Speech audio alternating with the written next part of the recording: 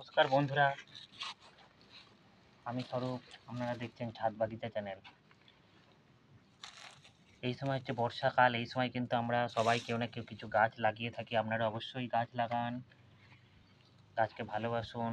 আপনার মন ভালো থাকবে, আপনার শরীরও ভালো থাকবে। কেন গাছ লাগানো, গাছের পেছনে পরিশ্রম করা মানে আপনার জিমে যাওয়া কোনো প্রয়োজন হবে না। তাই আপনারা অবশ্যই বাগান করুন, ছাদ বাগান করুন, যেখানে খুশি মাটিতে বাগান করুন। অবশ্যই গাছ লাগান, গাছকে ভালোবাসুন, আপনার দেখুন মন ভালো থাকবে। আজকে চলে এসেছি একটা নতুন গাছ নিয়ে, যারা আমি রিপোর্টিং করব। সেই গাছটা হলো আপনার সবারই পরিচিত গাছ। এই দেখুন, অপরাজিতা নিরীক্ষ। এর অনেক নাম আছে, এর অনেক গুণ আছে।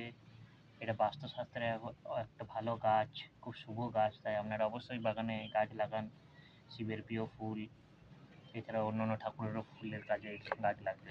এই দেখুন, একটা টব নিয়ে নিচ্ছি, এই সাইজের টব আপনারা একটা নিয়ে নিতে পারেন, দেখে নিতে পারেন। ফুটো করেছে।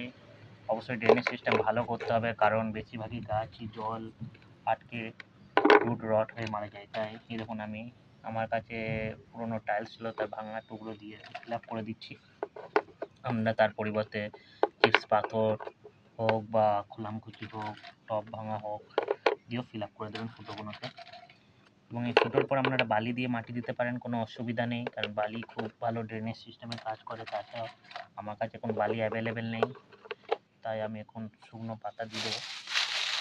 শুকনো পাতা কী করবে, এরা পচে পচে লিক কম্পোস্ট তৈরি হয়ে যাবে, আর ওপরে মাটিটাকে আটকে দেবে, কোনো জলটাকে এরা শুষে বাইরে বের করে দেবে।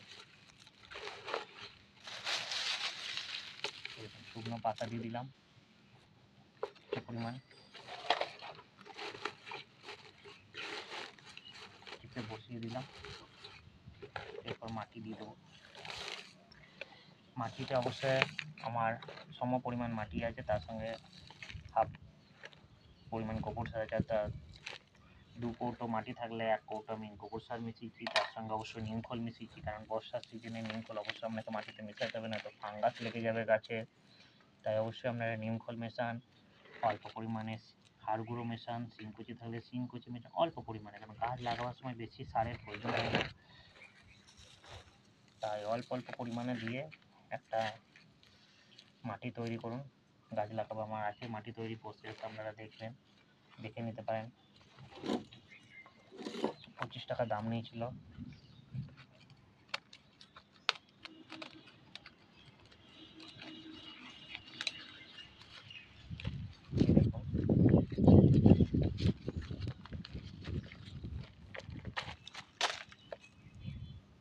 এঁটেল মাটি আছে, হালকা ছাড়িয়ে নেন, যেহেতু এঁটেল মাটি কোনো অসুবিধা নেই। বর্ষাকাল যেহেতু, গ্রীষ্মকাল হলে অসুবিধা থাকতো। এরপর গাছটা ঠিক মাঝখানটায় বসিয়ে দেন, চেপে মাটি দিয়ে।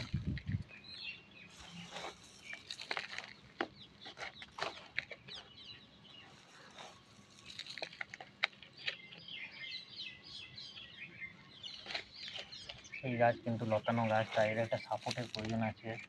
পরবর্তীকালে আমি একটা সাপোর্ট দিয়ে দেবো এই গাছের। তারও একটা ভিডিও আপনাদেরকে দেখাবো। আপনারা অবশ্যই চ্যানেলটিকে সাবস্ক্রাইব করে রাখুন, আমাদের নতুন নতুন ভিডিও দেখতে। আমরা খুব সহজে, খুব কম খরচে যেসব গাছ লাগিয়ে থাকি, যে গাছগুলো সহজে মরবে না, যেগুলো কম যত্নের প্রয়োজন আছে, সেই সব গাছই আমরা লাগিয়ে থাকি। কারণ আমরা কাজে ব্যস্ত থাকি, তাই যারা কাজে ব্যস্ত তারা অবশ্যই এইসব গাছ লাগান, যে গাছগুলো খুব কম যত্নে, বেশি সার মাটি প্রয়োজন হবে না, বেশি কেয়ারের দরকার হবে না। এই গাছ আপনারা অবশ্যই লাগান ছাদে। এই গাছের কিন্তু প্রচুর পরিমাণে রোদের প্রয়োজন আছে। এই গাছ কিন্তু রোদ খুব ভালোবাসে। এছাড়া এই গাছ কিন্তু মাটিতে একটু থাকতে ভালোবাসে, অর্থাৎ মাটিটা একটু ভিজে ভিজে থাকবে, হালকা ভিজে, তবে তা বলে কাদা কাদা নয়, হালকা ভিজে ভিজে থাকবে, সেই মাটি গাছ কিন্তু ভালোবাসে। তাই মাটিতে আপনারা অল্প পরিমাণে যদি মনে করেন মিশিয়ে নিতে পারেন। আমি শুকনো পাতা মিশিয়েছি মাটিটাকে ময়েশ্চার রাখার জন্য। এই দেখুন, আপনারা তার পরিবর্তে শুকনো পাতা না থাকলে আপনারা নার্সারি থেকে কোকোপিট কিনে এনে অল্প পরিমাণ মেশাতে পারেন। কোকোপিটের দাম আছে 60 টাকা কেজি। তাই ফ্রি কস্টে অবশ্যই আমি কম খরচে যেগুলো হয় সেগুলো আমি কিন্তু শুকনো পাতা গুঁড়ো করে এই গাছে মাটির সাথে মিশিয়ে দিয়েছি। শুকনো পাতাও কিন্তু মাটিটাকে ময়েশ্চার রাখবে, এবং এই গাছেও কিন্তু আপনাকে জলটা ঠিক বুঝে দিতে হবে যাতে মাটি কাদা কাদা না হয়, সেইভাবে আপনারা জল দেন। ভিডিওটি ভালো লাগলে অবশ্যই চ্যানেলটিকে সাবস্ক্রাইব করবেন। ভালো থাকবেন, সুস্থ থাকবেন। ধন্যবাদ।